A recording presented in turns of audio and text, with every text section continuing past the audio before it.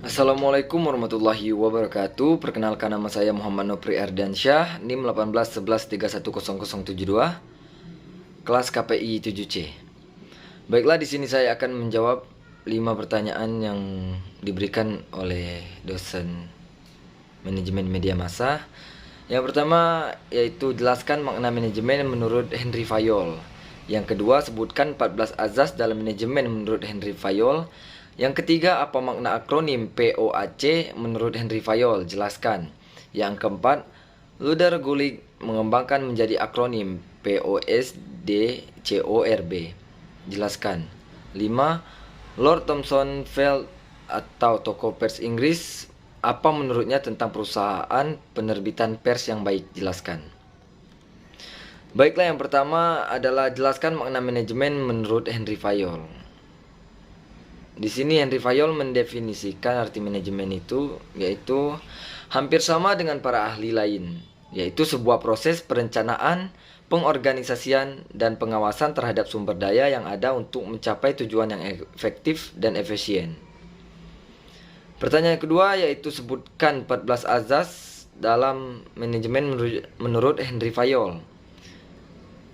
Menurut Henry Fayol, setidaknya ada 14 asas dalam manajemen, yaitu yang pertama pembagian tugas, yang kedua wewenang dan tanggung jawab, yang ketiga disiplin, yang keempat kesatuan perintah, yang kelima kesatuan pengarahan, yang keenam ketertiban, yang ketujuh keadilan, yang kedelapan prakasa, 9 stabilitas masa jabatan, 10 kesatuan, 11 jenjang kepangkatan, 12 penggantian pegawai, 13 pemindahan wewenang, dan yang terakhir pengutamaan kepentingan umum daripada kepentingan pribadi.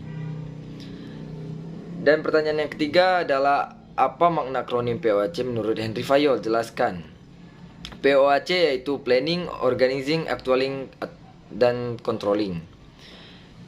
Yang pertama ada planning. Planning diartikan penetapan tujuan, penetapan peraturan, penyusunan rencana, dan sebagainya. Organizing meliputi pembentukan bagian-bagian pembagian tugas, pengelompokan pegawai, dan lain-lain. Dan ada acting, terbagi atas melaksanakan tugas, memproduksi, mengemas produk, menjual produk, dan selanjutnya. Dan yang terakhir ada controlling, yaitu meliputi melihat pelaksanaan tugas, menyeleksi produk. Yang keempat, pertanyaan yang keempat yaitu Luther Gulick mengembangkan menjadi akronim POSDCORB. Jelaskan. POAC yang dicetuskan dari Henry Fayol dikembangkan lagi oleh Luther Gulick menjadi POSDCORB.